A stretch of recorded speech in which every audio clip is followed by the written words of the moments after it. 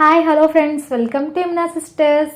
నేనైతే సండే మా అమ్మమ్మ ఊరు వెళ్ళాను. అక్కడ మా అత్తల కొడుకుది బర్త్డే అయ్యింది. మా బాను అయితే తన టాలెంట్ మొత్తం ఉపయోగించి డిజిట్స్ అయితే రాస్తుంది. వీడేమో నాకు 13 years వచ్చాయని చెప్పి చూస్తున్నాడు. మనకి బర్త్డేస్లో చాలా ఇష్టమైనది ఏంటంటే స్ప్రే కొట్టడం.